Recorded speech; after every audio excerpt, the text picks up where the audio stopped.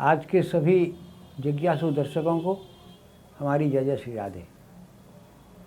आज आपसे हम बात करेंगे होली के ऊपर। होली का पावन पर्व आने वाला है। होली क्यों मनाई जाती है, इसका क्या अभिप्राय है, क्या इतिहास है, ये आज आपको हम बताएंगे। अगर आज की जो होली है इसके बारे में अगर देखा जाए, सोचा जाए, तो इस तरह की होली का कोई ऐतिहासिक प्रमाण कहीं नहीं मिलता। होली का आरंभ सतयुग से माना जाता है। सतयुग में नारायण के कच्छ, मत्स्य, वाराह और नरसिंह, ये 4 अवतार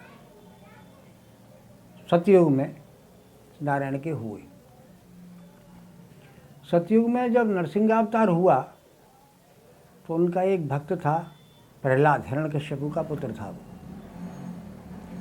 और वो नारायण का भक्त था। लेकिन हिरण्यकश्यपु की नारायण से दुश्मनी थी। वो हमेशा सदैव नारायण से अपना भाई का बदला लेने के लिए उत्सुक रहता था, और उसका बेटा प्रहलाद नारायण का भक्त था। हिरण्यकश्यपु ने बहुत उसको मना किया कि तू नारायण का नाम लेना बंद कर दे, लेकिन वो नहीं माना और नारायण का नाम लेता रहा। तो एक बाप इतना क्रूर हो सकता है, ये आप सोच भी नहीं सकते। उस पिता ने उसकी हत्या कराने के बहुत षड्यंत्र किए। इसी क्रम में उसकी बहन थी एक, उसने सूर्य की तपस्या करके ये वरदान प्राप्त किया कि मैं आग से नहीं जलूं। उसको एक उन्होंने वस्त्र दिया कि इसको अगर तू ओढ़ लेगी तो तेरी आग से पूरी तरह रक्षा होगी, आग तेरा कुछ नहीं कर सकती। हिरण्यकश्यपु ने अपने दिमाग में सोचा कि अगर ये उस वस्त्र को ओढ़ के प्रहलाद को गोद में बैठ के और अग्नि के बीच में बैठ जाए तो ये तो बच जाएगी और प्रहलाद खत्म हो जाएगा, मेरा कंटक समाप्त हो जाएगा। उसने यही उपक्रम किया। जब प्रहलाद के मित्रों को ये बात पता लगी कि हमारे मित्र के साथ ऐसा होने जा रहा है, तो बेचारे बड़े दुखी हुए, लेकिन कर क्या सकते थे। हिरण्यकश्यपु का बहुत खौफ था, चारों तरफ बहुत आतंक था, उससे घबराते थे। निश्चित समय पर होलिका उस वस्त्र को पहन के और बालक प्रहलाद को अपनी गोद में लेकर बैठ गई और अग्नि लगा दी गई। भगवान को अपने भक्त की पीड़ा कहाँ सहन हो सकती है। मेरे नारायण ने सोचा कि मेरा भक्त नन्हा सा प्रहलाद बेचारा क्या करेगा, और वो सिर्फ नारायण नारायण नारायण नारायण, हे नारायण, इसके अलावा कुछ बोल नहीं रहा था। उसको सिर्फ नारायण की ही आशा भी थी, और ये भी था कि नारायण मुझे निश्चित बचाएंगे, निश्चित रूप से मेरी रक्षा करेंगे। भगवान नारायण को कहाँ फिर सहन हो सकता था। उन्होंने तुरंत जितने भी मरुत हैं, मरुत माने हवा, वायु, उन सबको आदेश दिया कि इतना तीव्र गति से प्रवाहित हो जाओ कि ये इसका होलिका का उत्तरीय जो दुपट्टा है जिसको ये उड़ के बैठी हुई है, कि ये उड़ के प्रहलाद के ऊपर लिपट जाए। उन्होंने आदेश का पालन किया। चारों तरफ से भयंकर आंधियाँ चलने लगीं और वो वस्त्र होलिका पे से उड़ के प्रहलाद के ऊपर लिपट गया। परिणाम जो होना था वो हुआ। उस वस्त्र में ये विशेषता थी कि उसको ओढ़ के पहनने वाला व्यक्ति जीवित बच सकता है। होलिका से तो हट गया वो, तो वही हुआ जो होना था। होलिका जल के भस्म हो गई और प्रहलाद जी बच गए। भगवान ने उनकी रक्षा की। जब वो बच गए तो सुबह उसके जो मित्र थे वो तो मायूस हो गए रात को कि हमारा मित्र आज समाप्त हो जाएगा, उसकी लीला समाप्त हो जाएगी।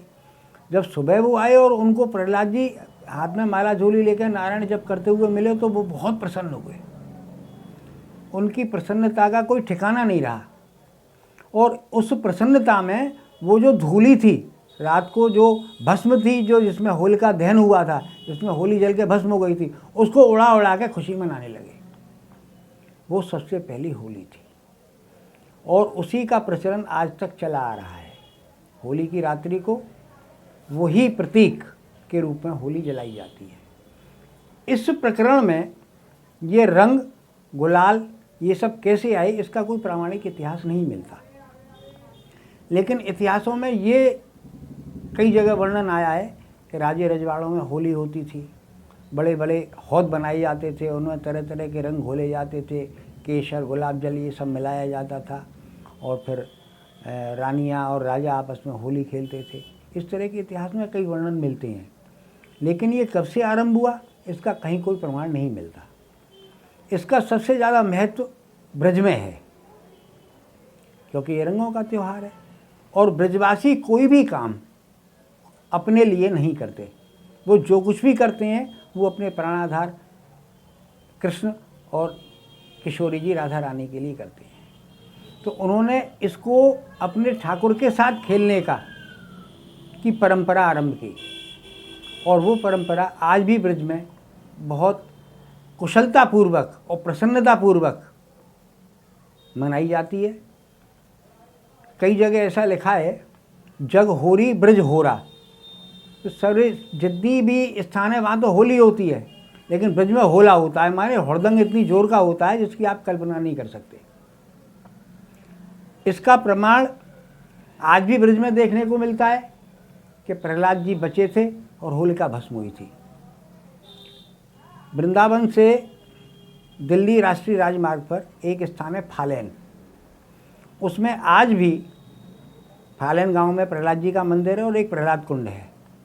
आज भी वहाँ पर एक पंडा 40 दिन नरसिंह भगवान की उपासना करता है, ब्रह्मचर्य का पालन करता है, मंदिर पर रहता है, और होली जिस दिन जलाई जाती है उस दिन आप कल्पना नहीं कर सकते इतनी ज़बरदस्त होली बनती है। लगभग 30-40 फुट की होली बनती है, और रात्रि को उसमें मुहूर्त से आग लगा दी जाती है, और वो पंडा स्नान करके उस जलती हुई होली में से सकुशल निकल जाता है, और वो कहीं से भी उसका कहीं खरोंच तक नहीं आती, कहीं जलता नहीं। ये सबसे बड़ा प्रमाण है कि आज भी नरसिंह भगवान की कृपा भक्तों के ऊपर होती है।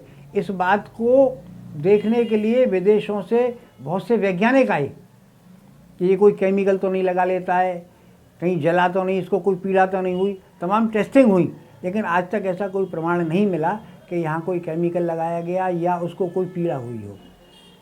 ये यहाँ कितना बड़ा चमत्कार ब्रज में, पूरे विश्व में मैं समझता हूँ ब्रज में ही फालेन गांव में होता है। यहाँ जो कुछ भी होता है वो सब राधा कृष्ण के लिए होता है। मंदिरों में आप जाइए, भगवान का सुंदर श्रृंगार और होली खेलते हुए आपको दर्शन देंगे। यहाँ होली के विविध प्रकार हैं, यहाँ कई प्रकार से होली खेली जाती है। यहाँ एक होती है लठमार होली, एक होती है छड़ी मार होली। गोकुल में भगवान का के बाल स्वरूप की भावना है, वहाँ छड़ी मार होली होती है।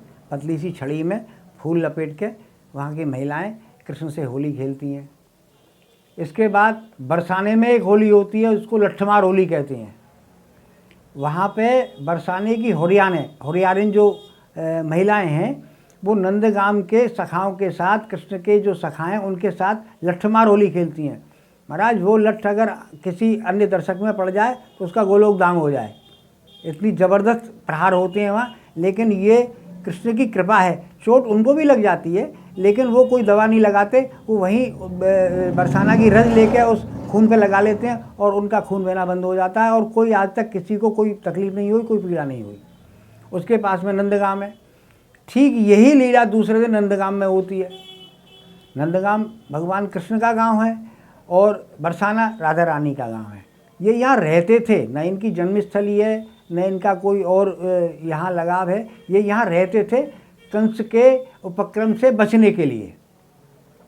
कंस का यहाँ प्रभाव नहीं था, इसलिए यहाँ इन्होंने इसको अपना अस्थाई घर रहने के लिए बना लिया।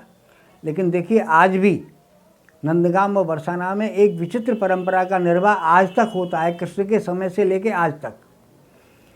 बरसाना और नंदगांव के लड़के लड़कियों का विवाह आज तक कभी आपस में न हुआ, न होता है और न आगे भविष्य में होगा।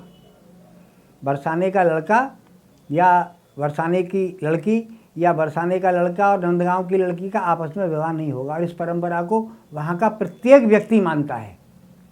और यहाँ तक सुना गया है कि इस परंपरा को वहाँ के अन्य धर्म के लोग भी मानते हैं, वो भी आपस में अपने एक दूसरे के साथ विवाह शादी नहीं करते। इतनी परंपराओं का पालन ब्रज में होता है। आप आइए तो यहाँ दर्शन तो कीजिए, हमारे लाडले ठाकुर के साथ होली खेलिए, बड़ा आनंद आएगा। आप देखिए, आपके साथ लाला होली खेलेंगे और आप धन्य हो जाएंगे। हाँ, एक बात अवश्य याद रखिए, यहाँ जब भी आप आएँ तो उस भाव से आएँ कि मुझे लाला के दर्शन चाहिए और ब्रज का दर्शन करने में आया हूँ। यहाँ की धूली को मस्तक पर लगाएं और यहाँ की मर्यादाओं का पालन करें। जय जय श्री राधे।